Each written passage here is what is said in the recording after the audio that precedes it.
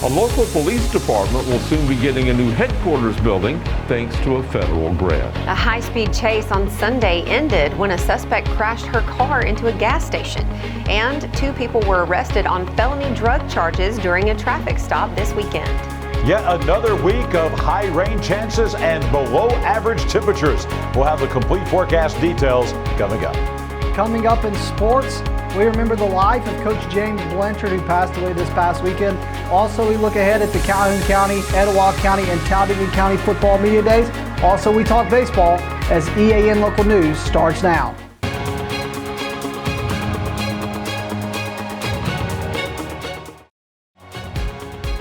This segment of EAN Local News is brought to you by Waldrop Manufacturing, metal buildings made right here in Calhoun County. Hello, we're glad you could join us. I'm Mike Stedham. And I'm Katie Edwards. The Heflin Police Department, which outgrew its offices in City Hall a decade ago, will be moving back downtown next year and into a new building on Ross Street. Mayor Robbie Brown says that he heard the same message from voters when he ran for office a few years ago, and they all wanted the police department to be headquartered closer to downtown businesses.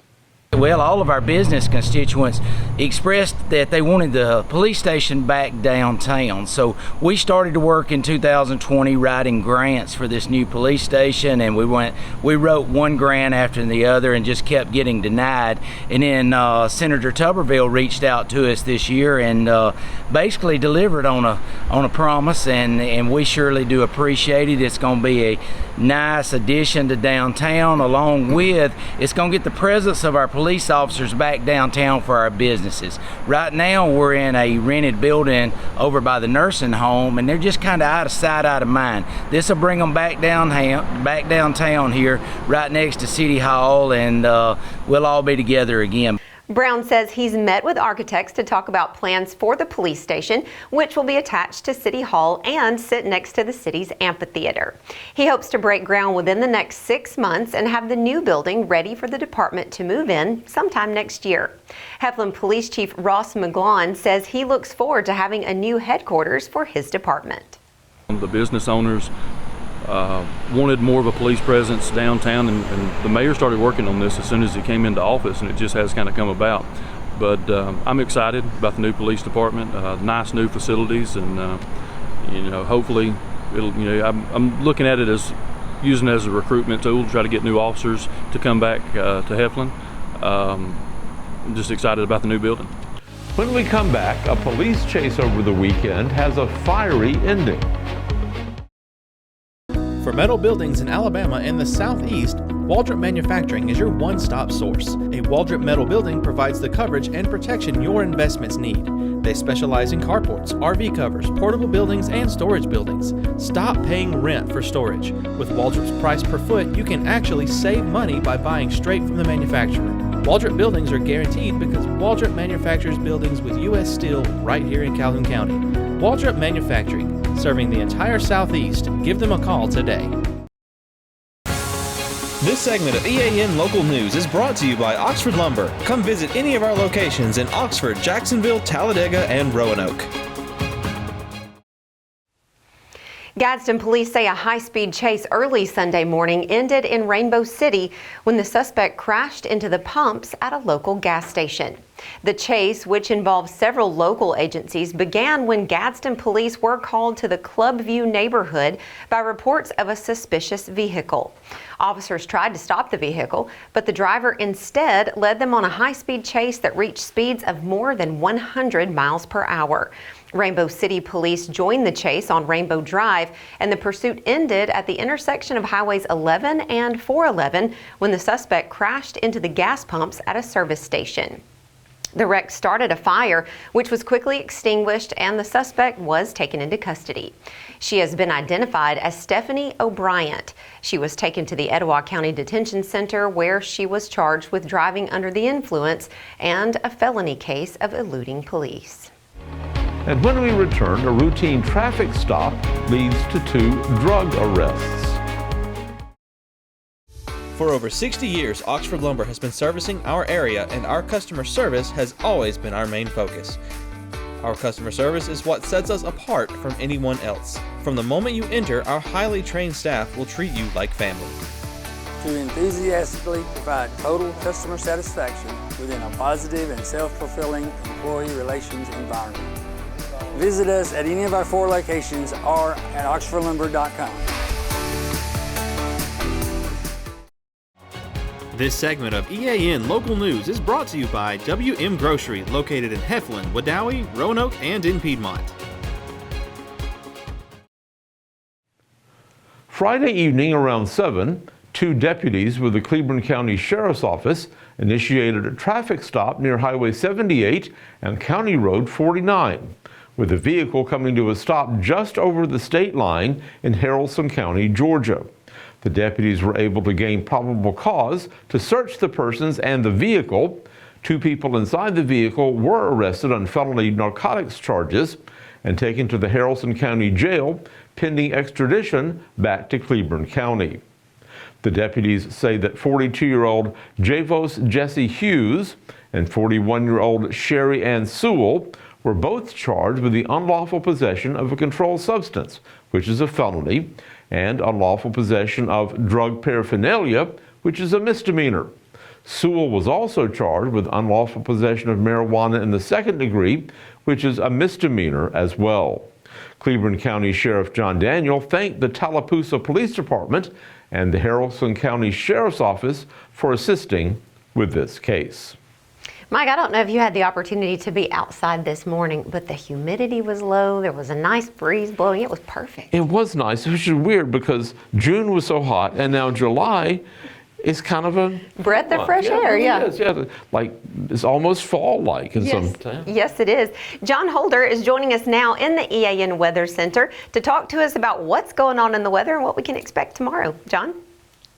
Mike and Katie, tomorrow a repeat of what we had today and the day before that and the day before that.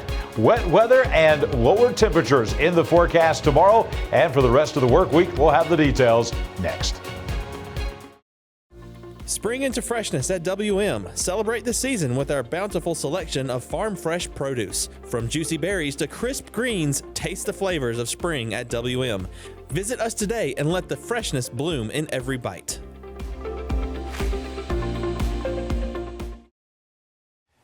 Another day with temperatures way below the norm today. We had plenty of rainfall again, a lot of clouds out there, especially this morning. Only 83 for the high today, about 7 degrees below the average. 71 for the low this morning. That's exactly where we should be for the back half of July in Alabama. Record high temperature 102, the record low at 60. Our sun rises tomorrow morning at 5:50 and the sun setting on your Monday night at 7:50.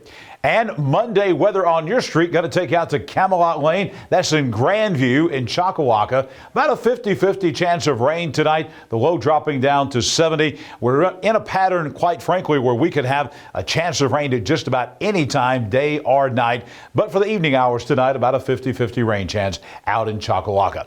Coming up tomorrow, we've got more of the same coming on Broad Street in downtown Gadsden. I'll be there at the Downtown Civic Center for a high school football media day. And I'm going to have some sunshine to deal with, but also a good possibility of a shower popping up at some point in the day on Broad Street in Gadsden. 86 for the high coming up tomorrow. And for the rest of the work week, you know the story. It's just not going to change. Showers and storms daily. Temperatures in the 80s for highs. On Buggy Lane out in the Sachs area of Anniston, it's going to be more of what we've seen really for about the last week to 10 days. We've got it coming for at least another week. Showers and thunderstorms with the heating of the day. Some sunshine in the mornings. Here's the 7-day forecast for all of East Alabama. High rain chances, especially all the way through the end of the work week here in East Alabama. Rain chances around 70 to 80% every day through Friday. Highs only in the 80s. We could be in the low 80s for daytime highs by Thursday and Friday. Nighttime lows averaging around 70 degrees. We could dry out a little bit over the weekend. Right now it looks like for Saturday and Sunday, the rain chances not quite as high as they have been. Still a 50-50 chance of rain each day. With that, temperatures will bump up a little bit from the lower and mid 80s to the mid and upper 80s across East Alabama. Well, with things not being as hectic in the summertime, we want to tell you that it's a good time to maybe update your phone.